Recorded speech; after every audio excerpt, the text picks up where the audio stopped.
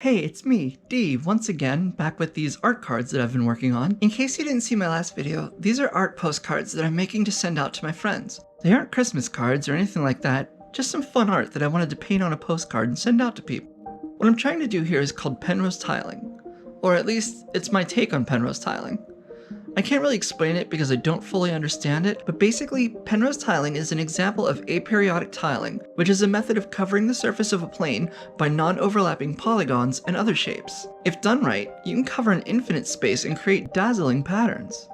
To do this, I start by finding the center of the card and then pull out a protractor to find points in a circle around the center that are equal in distance apart. In this example, I want 5 points, which will give me room for 5 equally sized polygonal shapes. To figure out where those points should be, I just divide 360 by 5, which gives me the number 72.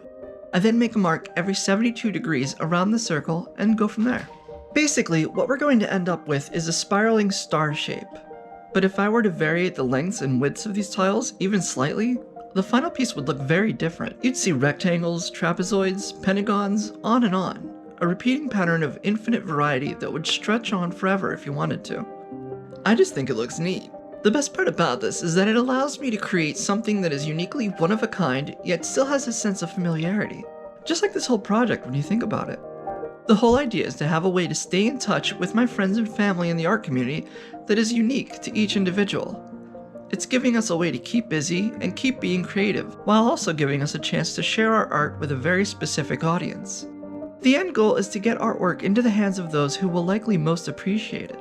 And that, in itself, feels like an antidote to the world of Instagram and the influencer's art scene. Think about it. Instead of posting to Instagram and hoping to trigger an algorithm into spreading our art as far and wide as possible, we're custom tailoring it to just one person, one individual.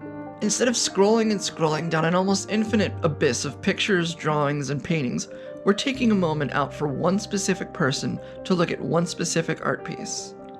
It'll be in their hands, physically, with meaning and love behind it. No worries about tags and titles, gaining mass appeal, or doing what's most commercially viable just to make a buck. We're taking a very specific and direct route, person to person. To that end, I probably won't be making videos for all of these cards, just a select few. The rest are only going to be for whoever they're meant for, and they can do whatever they like once they have them. I think that's the best way to honor this project.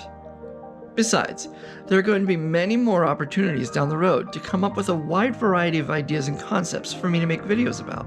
So please subscribe if you'd like to see more of that. And as always, thanks again for painting with me.